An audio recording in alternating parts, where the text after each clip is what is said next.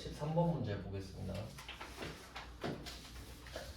이 문제 때문에 이거 설명드린 거예요. 이 매출 할인은 2번, 3번이 동시에 발생한다. 무조건. 그리고 이 내용을 이해했으면 13번 문제를 볼 수 있죠. 13번 문제는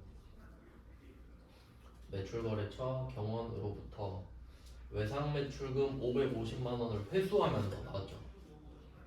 이 회수가 3번이잖아요. 3번이 나왔습니다. 회수를 하면서, 왜냐면 약정이니까 회수가 나와야 된다고 했어요. 약정 기일보다 10일 빠르게 회수했다. 그러니까 약속을 했던 모양이죠.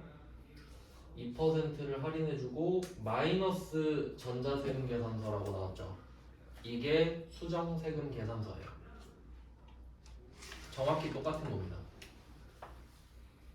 마이너스 세금 계산서.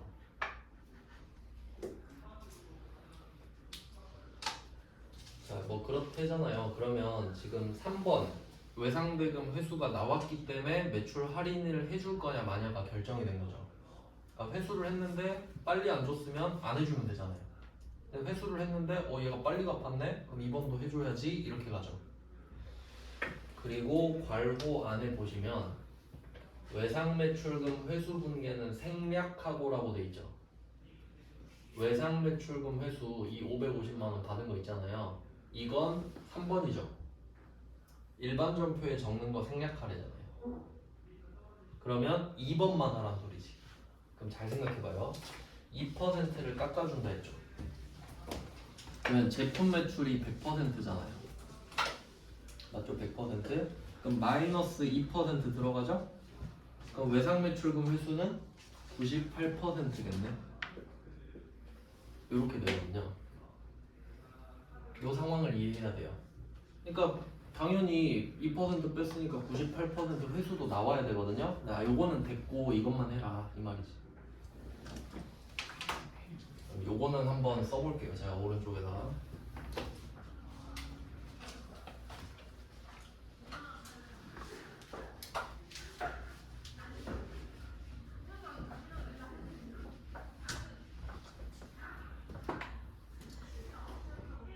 (1번) 제품 매출 500.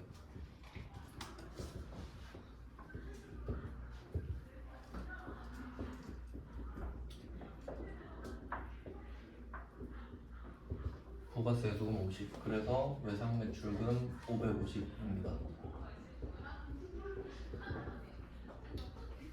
이게 1번. 그 다음에 지금 3번이 먼저 나와야 돼요. 3번이 나와. 근데 2번 순서상으로 2번을 해야겠죠. 550을 갖다 줬으니까 2번이 바로 나오거든요.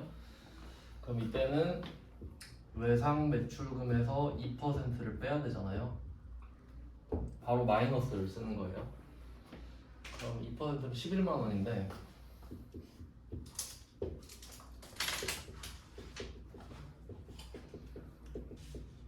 제품 매출 마이너스 10만 원, 부가세 예수금 마이너스 만원 이렇게 들어갑니다. 지금 이게 답이란 소리예요. 그리고 마이너스가 붙어있죠. 그리고 이게 조금 디테일하게 들어갈 수 있어서 말씀을 드리면, 마이너스가 붙는 회계처리 있잖아요. 이걸 직접 차감이라고 하는데,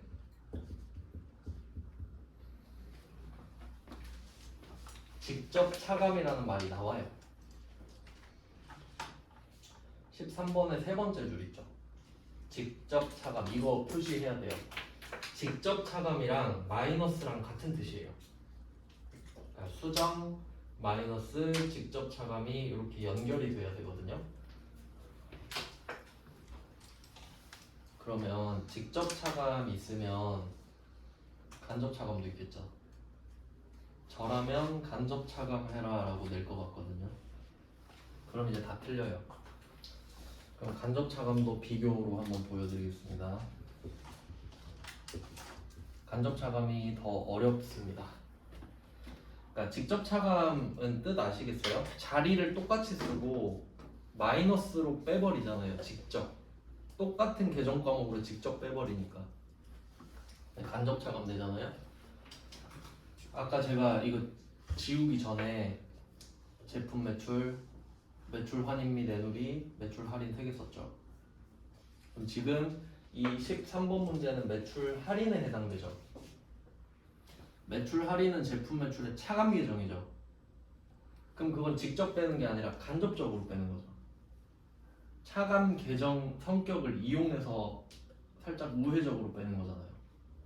그러니까 제품 매출은 500이 그대로 찍혀 있고요. 제품 매출에서 10을 빼버리는 게 아니라 매출 할인으로 10만 원 빼는 거잖아요. 그럼 결과적으로 같지. 490 이렇게 되니까. 그러면 이때 답이 어떻게 되냐면 제품 매출이 오른쪽이죠. 그럼 이거의 차감 계정은 반대 자리예요. 맞죠? 그럼 왼쪽에 매출 할인이 옵니다. 매출 할인이 와요. 제품 매출 마이너스 10만 원 대신에 여기에 매출 할인 10만 원을 써줍니다. 그러니까 얘는 성격 자체가 제품 매출의 차감이잖아요. 그러니까 반대 자리에 쓰는 대신에 마이너스를 붙이면 안 되죠. 제품 매출의 차감이거든요. 자, 그러면 간접 차감을 쓰라는 것 자체가 이 계정 과목을 쓰란 소리가 돼요. 매출 환입 및 내누리 또는 매출 할인을 쓰란 소리가 되겠죠. 그러면 자리가 여기에 있는 애 대신 얘가 들어가는 거잖아요. 제품 매출 마이너스 10만 원 대신에 얘가 들어가죠. 그럼 부가세도 따라와 줘야 돼요. 물론 다른 거는 마이너스로 써도 되는데 너무 복잡해지잖아요. 그럼 부가세의 수금을 그냥 차변에 적었거든요. 원래 배변이었죠. 그럼 얘도 차감 아닙니까? 50만원 빼기 만원. 그럼 이제 49만원이지. 자, 그럼 이제 나머지 하나 외상매출금 남았죠? 외상매출금이 반대로 가면 감소죠.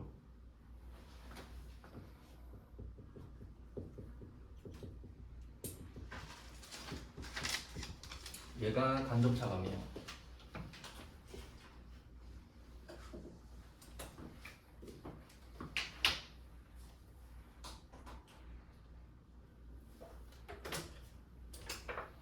그러면 어떻게 풀든 결과는 같거든요. 근데 이걸 왜 굳이 알려드리냐면 13번 문제가 전 3회기 읽은 문제죠. 근데 직접 차감하는 방식으로 하랬죠. 그래서 저 같으면 간접 차감하는 방식으로 낼 것 같다. 그 정도로 틀리라고 내는 겁니다. 맞죠? 그래서 13번 문제는 직접 차감이 답이에요. 지금은. 근데 간접 차감으로 해라 하면 이게 답이고 아무 말도 없으면 둘 다 답이에요. 맞죠? 그러니까 알고 계시면 좋겠다. 이게 2번이고 그 다음에 3번은 그냥 참고로 적을게요. 3번 하지 말라 그랬잖아요. 나 같으면 낼 것 같긴 한데 3번은 직접으로 빼든 간접으로 빼든 외상매출금 550 중에 11만 원은 나가 떨어진 상태죠. 이렇게 빼든 저렇게 빼든 그러면 나머지는 외상매출금이 539만 원이 돼야 돼요. 요건 일반점표죠. 550에서 11만 원을 뺐으니까 어떤 방식으로든 그러면 539만 원만 주세요 해야 될 거 아니에요. 그럼 그걸 받겠죠? 보통 예금으로 뭐 현금으로 받을 수도 있고요. 그러니까 얘는 이 2번이랑 3번이랑 같이 동시에 일어나야 되죠. 그러니까 실제 상황을 말씀드릴게요. 얘가 550만 원을 갖고 온 거야. 돈을 들고 왔다고 할게요. 자, 여기 550만 원 있어요. 근데 날짜 보니까 너 빨리 갚았네? 잠깐만 나 2% 깎아줄게. 잠깐만 해서 이걸 줘요. 지금 마이너스 10만 원, 만 원짜리를 다시 줘. 야, 내가 2% 깎아줬으니까 98%만 갚아. 그럼 얘는 539만 원만 주면 돼요. 맞죠? 이해되세요? 그러니까 2번과 3번은 무조건 같이 발생한다고요. 그러니까 3번은 하지 마세요란 말을 해줘야지 당연히. 맞죠? 그러니까 여기서 외상매출금 회수분기를 생략하라는 말이 없잖아요. 그럼 둘 다 하셔야 되는 거예요. 2번은 메인 매출 점표에 하고 3번은 일반 점표에 하셔야 된다고. 왜냐면 둘 다 일어났으니까. 그러니까 이 13번 문제는 어렵게 내려면 한없이 어렵게 낼 수 있어요. 근데 좀 쉽게 낸 거지. 그러면 이거에서 응용을 하시면, 그러면 응용을 한번 해볼게요. 13번 문제는 그림을 안 주고 직접 차감이라는 말을 했죠. 마이너스도 말을 했죠. 그러면 다시 올라가 볼게요. 10번. 10번도 지금 마이너스잖아요. 그럼 뭐가 힌트가 되냐? 마이너스가 써있죠. 그럼 이건 직접 차감하라는 소리죠. 이렇게 해석을 하셔야 돼요. 그 다음에 11번도 그림이 없잖아요. 네, 여기서 직접 깎아주기로. 맞죠? 다 같은 말인 거 보이셔야 된다고요. 그래서 다 넣어놓은 거예요. 급수 상관없이. 그냥 있는 문제 다 끌어온 겁니다. 이해하셔야 되니까. 그러니까 지금 솔직히 시험 합격해라 하면은 야, 이런 거 버리세요 하면 되거든요. 근데 여러분이 이거 하셔야 된다고요. 그러니까 실제로 보면은 저도 세금계산서 발급할 때 실수 많이 하거든요. 이메일 잘못 적고 그럼 수정 다시 마이너스 찍고 다시 발급해야 된단 말이에요. 이메일 바꿔서. 그러니까 생활이란 말이에요. 마이너스가. 그래서 개념을 자세히 알려드린 겁니다. 회계 1급 때는 설명이 안 되는 주제거든요, 이게. 네, 뭐 그런 내용이 있고요. 네, 그러니까 이제 제가 왜 12번 문제가 말이 안 된다고 했는지 이해가 되셔야 되는데, 부가세가 같이 빠져야 되는데 부가세 이야기를 안 하잖아요. 일반 전표에 낼 수 없는 문제죠. 일반 전표에 낼 수 없는 문제예요. 근데 낸 거지 그냥. 그리고 14번 문제 있죠. 이것도 일반 전표입니다. 그러니까 뭐 나름 체계적으로 넣으려고 했어요. 그러니까 11, 12가 같은 주제고 13, 14가 같은 주제잖아요. 그러면 14번은 왜 넣었는지 아시겠죠? 14번도 말이 안 되잖아요. 부가세 얘기를 안 하는 게 말이 되나? 그럼 나는 부가세 물건 팔 땐 내놓고 반품 당하면 부가세는 안 돌려받고? 말이 안 되죠. 그냥 우리가 회계 읽을 때 이런 거 배웠구나 정도 사실 참고하시라고 넣어놨습니다. 그리고 지금은 이게 매출 할인으로 알려드렸는데 아까 매출 환입 및 내물이 나올 수도 있죠. 거기서 간접 차감이면 자리는 똑같은데 여기 매출 환입 및 내물이 들어가는 거예요. 알겠죠? 그 정도까지는 이해하실 거라 생각해서 굳이 적진 않았습니다. 네, 이렇게 봤고요. 그 다음에 6페이지 가겠습니다.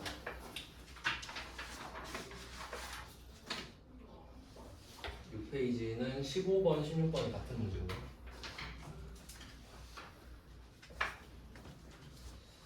이런 문제가 의미가 있다고 봐요. 그러니까 15번, 16번을 이렇게 같은 문제로 넣어놨는데 15번은 세무 2급이고 16번은 세무 1급이죠. 그러니까 그 경계 어디쯤 있는 문제이기 때문에 세무 2급에 또 나올 수 있다 정도로 해석을 하셔야 돼요. 요거는 키워드를 선발급이라고 할게요. 선발급. 먼저 발급하는 거예요. 선발급.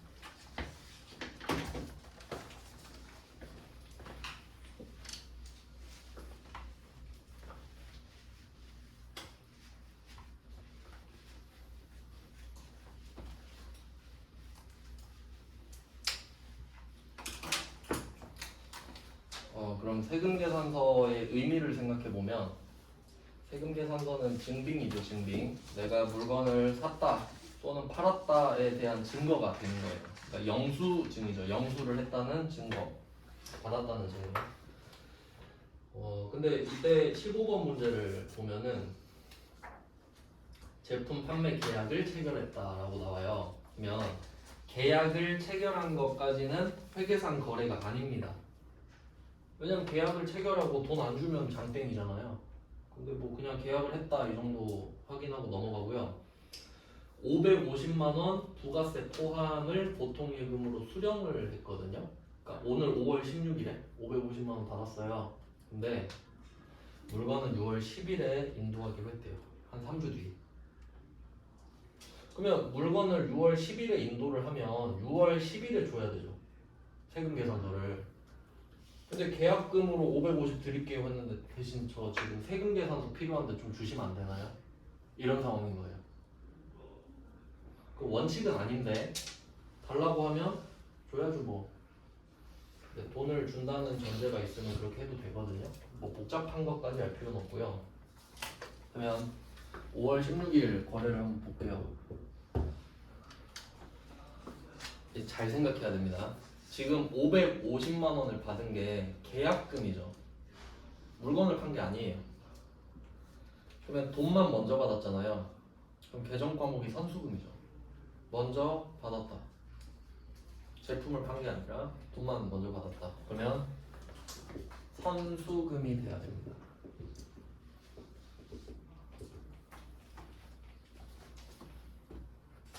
그리고 한번 잘 생각을 해볼게요. 상대방이 예를 들면 나한테 5천만 원어치 물건을 사고 싶은 거예요. 그럼 부가가치세까지 5,500만 원이겠죠? 그러니까 계약금을 500을 준다고 한 겁니다. 근데 원래 계약금의 성격을 생각해봐요. 계약금은 매입이나 매출이 아닙니다. 좀 그냥 계약금 주는 거죠. 그러니까 계약금을 주고받는 거는 일반전표에 적어요. 매입이나 매출이 아니니까요. 그래서 원래는 이 사람이 나한테 500만 원만 주면 끝나거든요. 그러면 선수금 500 쓰고 보통예금 500 쓰고 일반전표에서 끝. 이렇게 되는 거예요. 근데 상대방이 지금 이 500만 원에 대해서 세금 계산서가 필요한 거지. 뭐 어떤 이유로든. 그래서 하는 말이 제가 원래 500을 드리면 되는데 50을 더 드릴 테니까 일단 이거에 대해서 세금 계산서 좀 달라고 한 거예요. 그러면 500만 원짜리 물건을 판 것처럼 주면 돼요. 계약금만 받았지만. 그러면 여기에 부가세 예수금이 붙어요.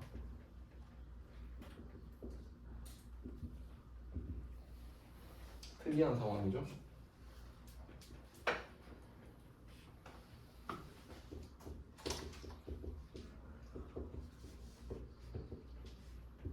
그러니까 이게 무슨 의미냐면 내가 세금 계산서를 발급했잖아요. 그럼 이게 전산상에 남아요. 550 이렇게.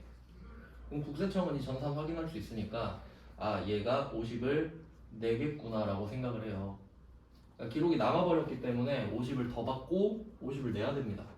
세금 계산서를 발급을 했기 때문에 부가세 예수금이 인식이 돼요.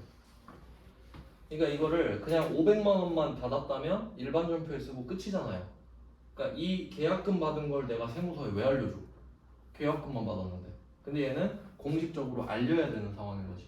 세금 계산서를 달라고 했으니까. 그리고 금액이 복잡해지니까 그냥 550만 원 가지고만 할게요. 원래 계약금이 보통 10%잖아요.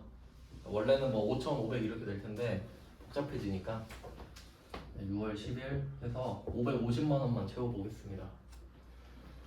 그러면 이때 6월 10일에 우리가 물건을 인도하죠. 그러면 그때 물건을 주니까 수익을 인식한단 말이에요. 내가 물건을 줬으니까 이제 떳떳하게 돈 벌었다 할 수 있죠. 제품 매출 500.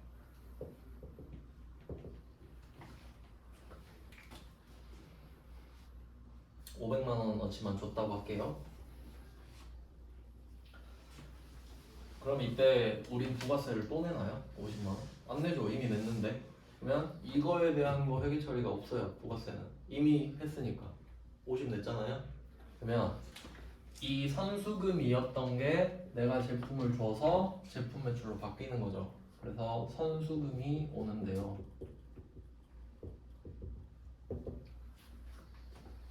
이게 끝이거든요.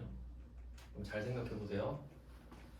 5월 16일은 물건을 판 게 아닌데 계약금만 받았는데 세금 계산서를 줬죠. 그럼 매출이 돼버린 거예요. 세금 계산서를 줬으니까. 그래서 메인 매출전표에 씁니다 이거를. 그리고 6월 10일에는 실제 매출이 이루어졌죠. 하지만 부가세는 내지 않죠. 6월 10일에 이 회계 처리는 일반 전표입니다.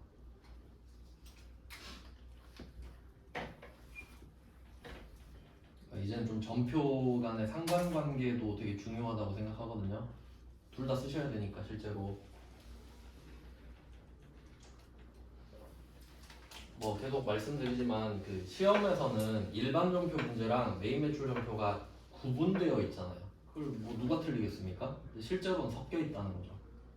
한 거래에 대해서도 섞여 있잖아요. 네, 그래서 15번 문제는 그런 문제고 16번도 똑같습니다. 선발행 세금 계산서라고 되어 있죠. 발행과 발급은 같은 뜻이고요. 네, 뭐 이렇게 보시면 됩니다. 그림이 있냐 없냐 차이죠. 똑같다고 보시면 돼요. 그 다음은 17번으로 가겠습니다.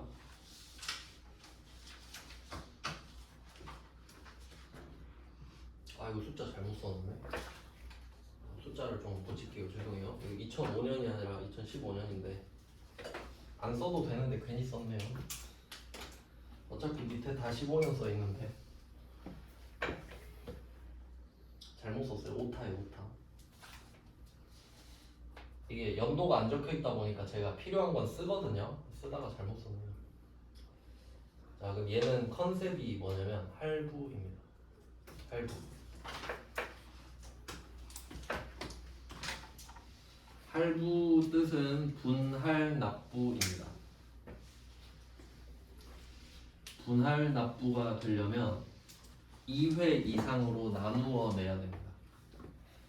왜냐면 한 번에 내면 일시불이잖아요. 그러니까 할부가 되려면 두 번에 거쳐서 나눠내야 돼. 두 번 이상. 그럼 여기 할부 판매가 나오는데 지금 말씀드리고 싶은 게 장기 할부 판매거든요. 할부랑 장기 할부는 달라요.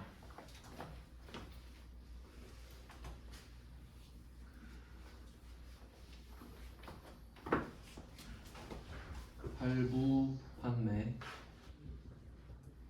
장기 할부 판매. 요걸 비교해 보겠습니다. 충분히 나올 수 있는 주제라서 일단 둘 다 할부가 들어가잖아요. 할부는 2회 이상이죠.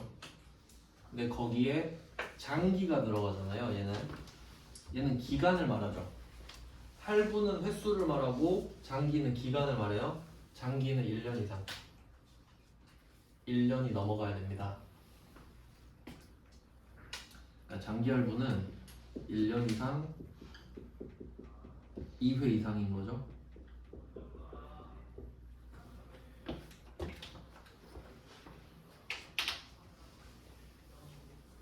뭐 여러분이 만약에 뭐 노트북 같은 거 살 때 비싸니까 12개월 할부로 끊었다. 12개월 할부면 12번 나눠서 내죠. 한 달에 한 번씩. 그러면 1년 됐고 2번 넘죠? 장기 할부. 뭐 6개월 할부했다. 그건 그냥 할부. 이 정도. 얘는 그냥 2회 이상인데 1년 미만이 되겠고요.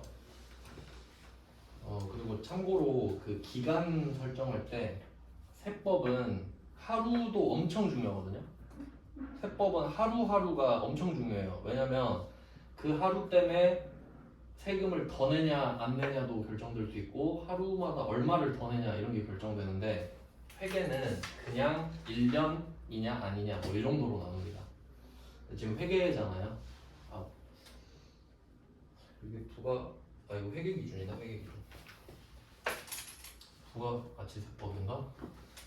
똑같은 것도 있어서 뭐 여기선 별 상관은 없는데 그럼 이때 그 지금 배우는 게 공급시기거든요. 공급시기.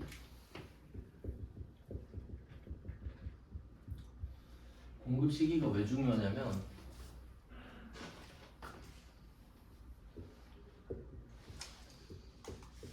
자, 1기, 2기가 있어요. 부가가치세법 신고기간. 예정 확정이 있다고 합니다. 법인은 예정 확정 때 다 신고를 하니까 1년에 총 4번을 신고를 하게 돼요. 그럼 이때 이런 경우가 있을 수 있어요. 예정 때 판매를 해요. 예정 때 매출을 하는 거죠.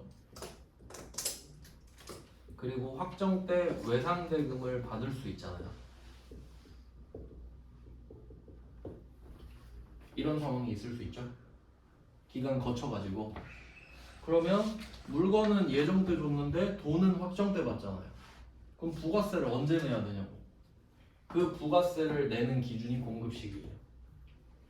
언제 부가세 낼래 이거거든요. 그걸 정하는 거예요. 그러면 여러분이 국세청이 되어 보세요. 언제 부가세를 달라고 해야 국세청한테 유리할까? 첫 번째, 야 너 물건 팔았으니까 일단 줘. 이게 첫 번째. 두 번째, 물건은 팔았지만 돈은 못 받은 것 같으니까 나중에 돈을 받으면 천천히 내렴. 뭐가 더 좋아요? 첫 번째가 훨씬 더 양아치 같고 좋죠. 야 물건 팔았으니까 빨리 줘. 저 돈 못 받았는데 일단 나한테 주고 받으면 그거 너 가져. 해야 맞지. 왜냐면 돈을 받았을 때 내라고 하잖아요. 전부 다 돈 안 받았다 그래요. 그렇지 않겠어요? 돈 받으면 내라면서요. 저 돈 아직 안 받았어요. 이러면 명분이 없어지잖아. 그러니까 그냥 팔면 갖고 와라 하면 돼요. 그러면 지가 득달같이 돈을 받아서 지가 챙기면 되는 거죠. 자, 그래서 할부 판매, 장기 할부 판매 공급 시기를 볼 겁니다. 기본적으로 이쪽인 건 아시겠죠? 매출 쪽이겠구나. 얘는 아니겠고. 할부 판매는 인도 시점입니다. 인도. 건네주면 끝. 그러니까 지금 보시면 이 사이가 1년 안 되죠. 1년 안 되잖아요. 그럼 할부 거래를 했다고 해요. 돈을 못 받아도 그냥 이때 인도해 주잖아요. 이때 모든 부가가치세를 다 인식해요. 그래서 예정 때 신고 납부해야 돼요. 그 부가가치세 전부를. 그럼 한번 이 문제로 볼게요. 17번으로. 지금 17번 보시면은 그 제가 1년이라고 말씀을 드렸는데 그 1년을 어떻게 세냐면 물건을 넘겨주는 날 있죠. 물건을 넘겨주는 날 인도일이죠. 인도일 보시면 15년 7월 18일로 돼 있죠. 이 다음 날부터 마지막 할부일까지예요. 그러면 2015년 7월 19일부터 4차 할부가 15년 12월 18일 1년이 넘는지 안 넘는지만 보시면 되죠. 넘나요? 안 넘죠.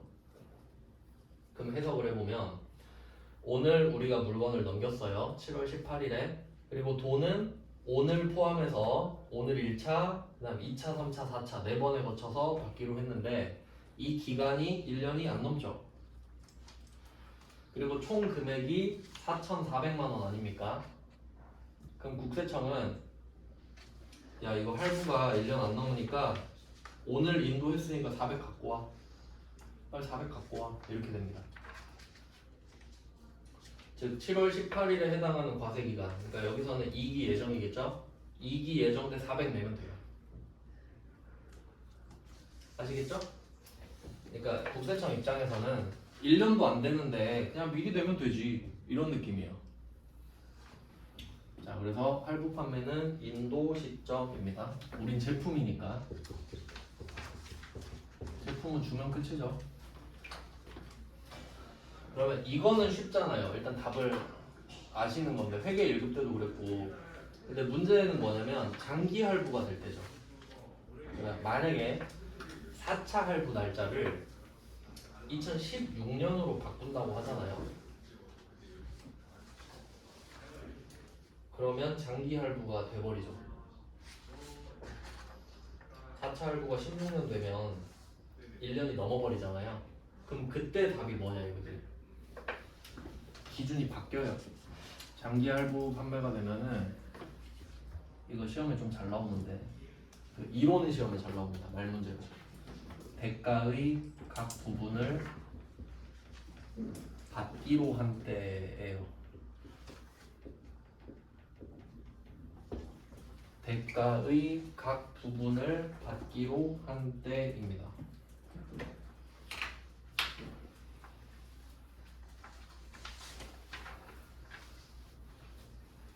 그럼 대가는 4,400만 원이죠.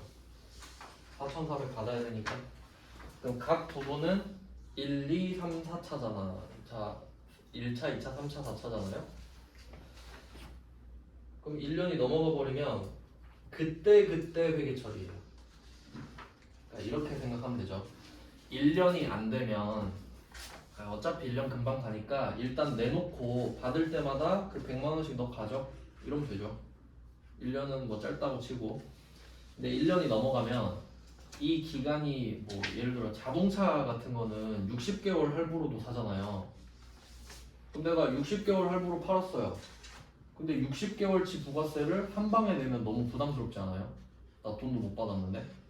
그러니까 1년 넘어가면 얼마나 길어질지 모르니까 그때그때 내 이렇게 되는 거지.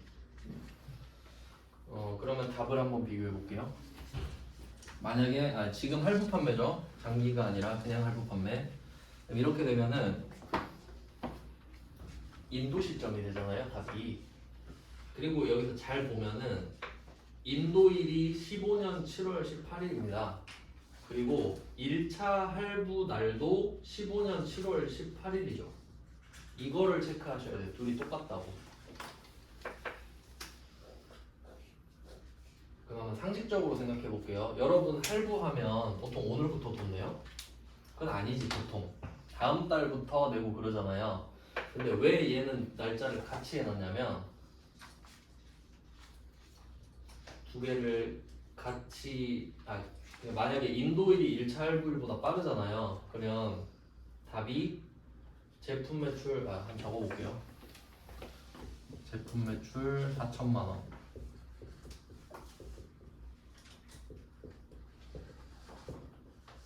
제품 매출 4천만 원에 부가세 예수금 400만 원은 일단 잡힙니다.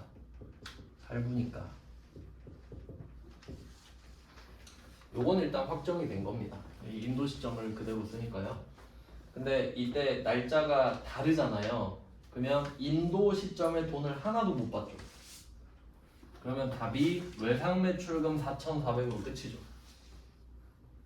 오늘 인도를 했으니까 나 4,000 팔았고 400 내야겠다라고 생각을 하는데 돈을 못 받았잖아요.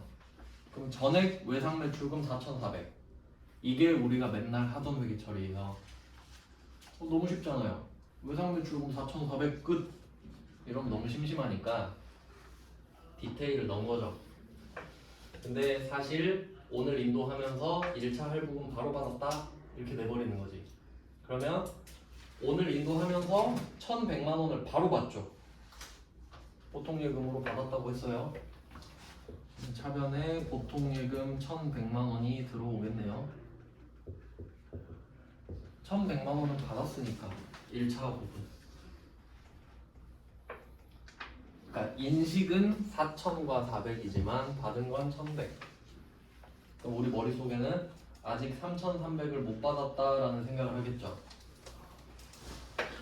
그게 외상 매출금인 거고요.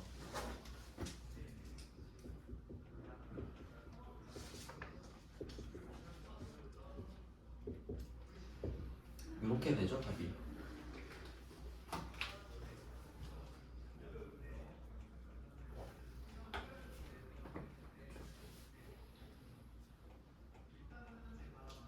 차이 아시겠죠? 인도일이랑 1차 할부날이 같아서 이런 회계가 나온 거고 달랐다면 외상 매출금 4,400으로 끝이었을 겁니다.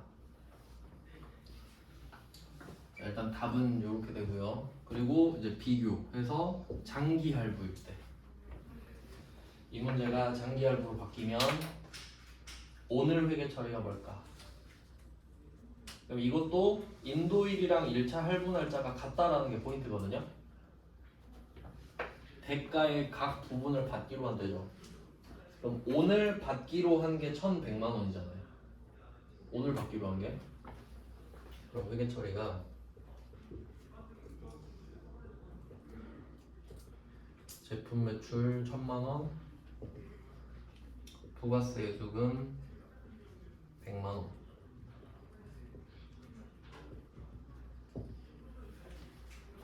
이것만 인식해요.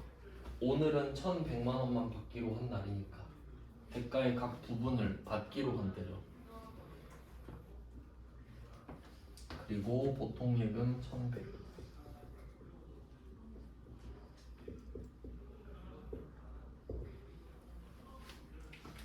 답이 이렇게 됩니다. 그러니까 이게 할부면 내가 1차 할부 1,100만 원밖에 못 받잖아요 오늘. 그런데도 4,400짜리 세금 계산서를 줘야 돼요. 공급 시기가 인도 시점이니까. 근데 이게 장기 할부로 빠지면 오늘은 1,100만 원만 받기로 한 날이니까 그것만 세금 계산서 발급해줘요. 그때. 그래야 우리한테 유리하거든요. 부가세를 천천히 내도 되니까. 그러니까 세금 계산서를 발급했다는 것 자체가 내가 부가세를 내야 된다는 뜻이에요. 그래서 이 정도 나올 수 있다고 생각을 해서 넘어갔고요. 네, 이게 장기 할부 파생된 문제예요. 그리고 저는 어떤 문제를 내고 싶냐면 이게 여기서 인도일이랑 1차 할부 날짜가 같은 게 중요하다고 말씀드렸잖아요. 저는 다르게 내고 싶어요. 장기 할부인데 인도일이랑 1차 할부 날짜를 다르게 해버리는 거예요.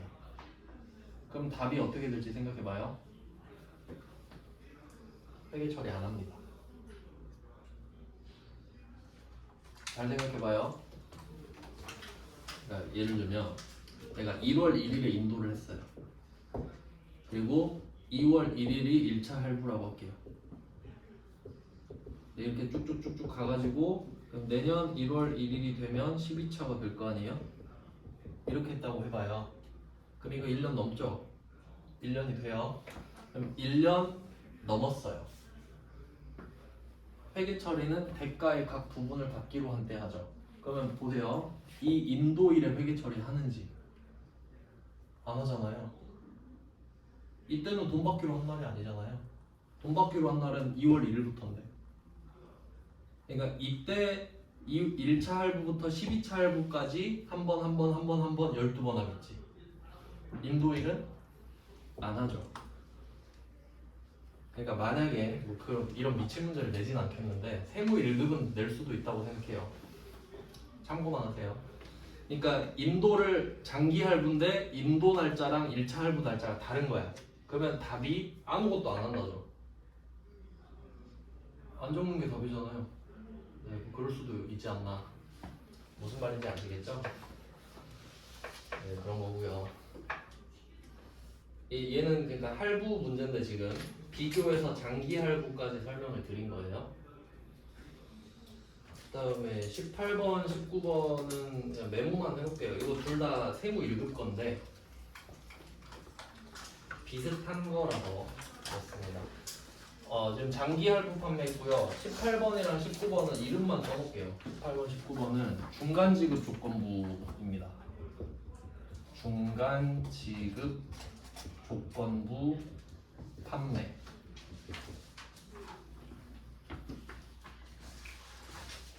중간 지급 조건부 판매. 그러니까 할부랑 좀 비슷한데 다르죠. 이름이 다르죠. 그럼 얘는 무슨 차이냐면 할부가 분할됐다라는 거에 포커스가 있어서 2회 이상이잖아요. 얘는 중간 지급, 그러니까 계약금, 중도금, 잔금 뭐 이런 개념인 것 같은데 얘는 6개월 이상의 3회 이상이에요. 근데 뭐 정확하게 구분할 필요는 사실 없는데 기준에 맞게 나오니까 문제가.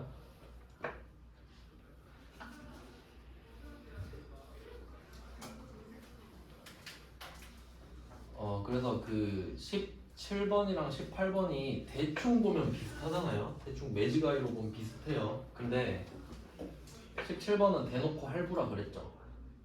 근데 18번은 할부란 말 없잖아요. 그럼 얘는 할부는 아닌 거예요. 왜냐면 할부란 말이 없으니까. 그럼 뭐지? 중도금 있는데? 그럼 요거는 중간에 돈을 주기로 한 거지. 중간에 중도금이니까. 뭐 그런 거죠? 그럼 보시면 계약금, 중도금, 잔금 3번 이상. 기간 보세요. 당연히 6개월 넘죠. 그래서 그런 거예요. 그리고 19번도 쓱 보면은 19번도 똑같죠. 똑같은데 그러니까 뭔 차이냐면 이 두 문제가 지금 똑같이 생겼단 말이에요. 근데 그 18번 문제는 답이 그 계약금에 동그라미 쳐줘요. 계약금에. 18번은 그러니까 날짜 제가 20년 써놨죠. 그러니까 그러니까 계약금을 받았을, 그러니까 첫 번째 받았을 때 회계 처리인 거지. 그럼 얘는 이 장기 할부 판매랑 같아요. 그래서 같이 연결해서 보는 거예요. 그럼 얘는 딱 1억 6,500만 원만 회계 처리하고 끝나겠죠. 대가의 각 부분을 받기로 한다니까. 근데 문제는 19번인데 뭐 어차피 우리한테 내진 않는데 19번은 그 연도를 좀 써놓을게요. 아 여기 있다. 네 번째 줄 보시면 19번의 네 번째 줄 보시면 2021년에 해당한다 써있죠. 그럼 이거 잔금이죠. 잔금에 길게 표시하면 되는데 그럼 뭐 얘도 잔금만 하면 되지 않나 이렇게 돼 있는데 문제가 뭐냐면 문제 첫 번째 줄 오른쪽 보시잖아요. 제품은 잔금 지급 1인 땡땡땡에 인도하기로 했다요. 잔금일에 인도를 하겠다 이거지. 그러니까 할부랑 차이가 느껴지세요? 할부는 물건 던져 놓고 돈을 천천히 받는 거죠. 근데 얘는 중간에 돈 받고 아 이거 비싼 거니까 중간에 돈 좀 넣으세요. 돈 받으면서 만들고 잔금 받고 주는 거예요.